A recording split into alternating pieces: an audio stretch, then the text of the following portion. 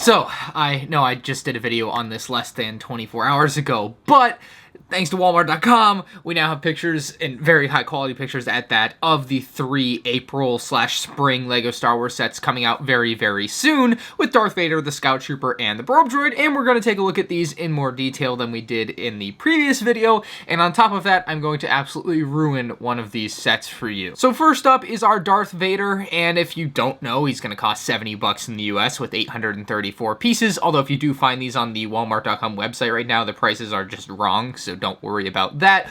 But the Darth Vader itself looks fine, especially in the neck. The neck is what I was most worried about with this particular character coming into it, and they seem to have done a good job shoring that up and making it look just generally way better than I thought it was going to, so big props there. I also think like the outer shell of the helmet looks pretty good. However, I'm gonna ruin this one for you. You tell me that his eyes don't look like the orange suit guy from TikTok. I mean, it's a striking similarity. So I'm not a fan of that in particular, but otherwise, I think it's a decently fine helmet set. Some of these are just hard to get right for them, I think, and this is just another example of that.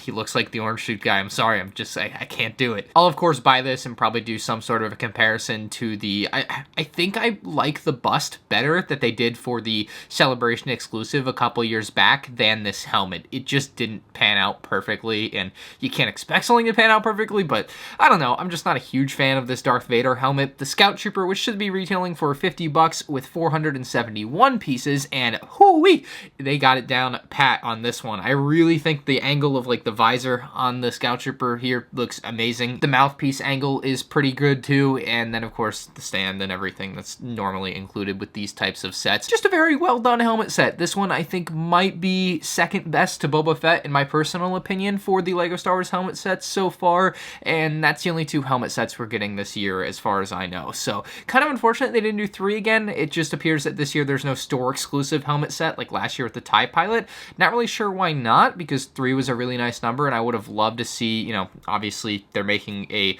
prequel trilogy UCS set for the first time in a decade. We've had 5 original trilogy helmet sets, and it makes sense to do a lot of original trilogy stuff as it is probably the most popular section of Star Wars period, but I would love to see the prequels get some love next year, and maybe even the sequels with something like Kylo Ren. And the final set we have coming out in this mini wave is the Probe Droid with 683 pieces for $60, and like I said in my video yesterday, I wasn't sure if I was going to have the minifigure version of the Probe Droid in this one. As we can see in this image quite clearly, does not have a minifigurized version of the Probe Droid, which I find to be a bit of a shame. It just kind of breaks up the continuity that we had there, but it does have a bit of a nicer stand than some of the other sets, so I guess you can kind of give and take there. You can see with the stand, it's actually very snowy, and it kind of like builds the Probe Droid into the environment, which is fun. Even with the UCS plaque there, there's kind of snow draped over it, which looks great. The Probe Droid itself, I'm kind of split on. I think I'll like it a lot more when I have it in person, but it's a bit of a mess of a build, which is expected, I suppose, because it's LEGO and you're just going to have these parts and things that don't match up perfectly to the actual thing, but I still think it's a great thing to have in a larger scale LEGO model. It's one that I'll probably enjoy displaying